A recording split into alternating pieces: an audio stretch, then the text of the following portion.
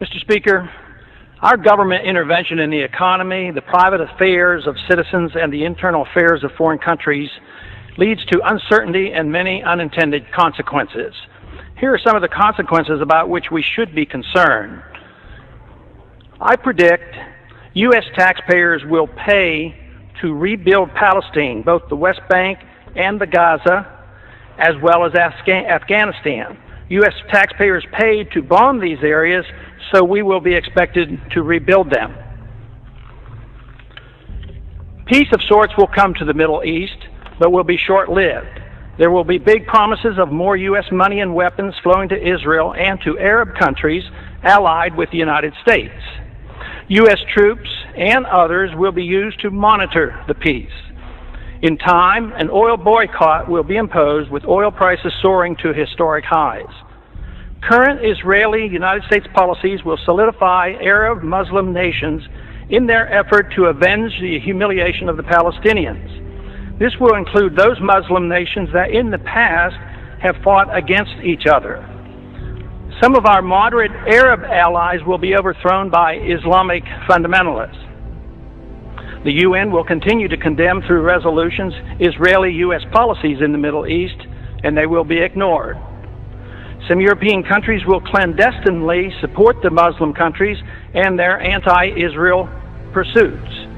China, ironically assisted by American aid, much more openly will sell the militant Muslims the weapons they want and will align herself with the Arab nations.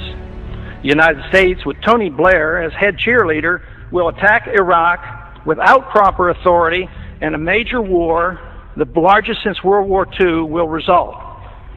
Major moves will be made by China, India, Russia, and Pakistan in Central Asia to take advantage of the chaos for the purpose of grabbing land, resources, and strategic advantages sought after for years. The Karzai government will fail, and U.S. military presence will end in Afghanistan. An international dollar crisis will dramatically boost interest rates in the United States. Price inflation with a major economic downturn will decimate U.S. federal government finances and exploding deficits and uncontrolled spending. Federal Reserve policy will continue at an expanding rate with massive credit expansion, which will make the dollar crisis worse. Gold will be seen as an alternative to paper money as it returns to its historic role as money. Erosion of civil liberties here at home will continue as our government responds to political fear in dealing with the terrorist threat by making generous use of the powers obtained with the Patriot Act. Many American military personnel and civilians will be killed in the coming conflict. The leaders of whichever side loses the war will be hauled into and tried before the International Criminal Court for war crimes. The United States will lose the war, but neither will we win. Our military and political leaders will not be tried by the International Criminal Court. The Congress and the President will shift radically toward expanding the size and scope of the federal government. This will satisfy both the liberals and the conservatives. Military and police powers will grow, satisfying the conservatives. The welfare state, both domestic and international, will expand, satisfying the liberals. Both sides will endorse military adventurism overseas. This is the most important of my predictions.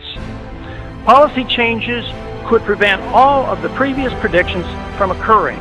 Unfortunately, that will not occur. In due course, the Constitution will continue to be steadily undermined and the American Republic further weakened. During the next decade, the American people will become poorer and less free, while they become more dependent on the government for economic security. The war will prove to be divisive, with emotions and hatred growing between the various factions and special interests that drive our policies in the Middle East. Agitation from more class warfare will succeed in dividing us domestically. And believe it or not, I expect lobbyists will thrive more than ever during the dangerous period of chaos. I have no timetable for these predictions, but just in case, keep them around and look at them in 5 to 10 years. Let's hope and pray that I'm wrong on all accounts. If so, I will be very pleased. The gentleman has expired.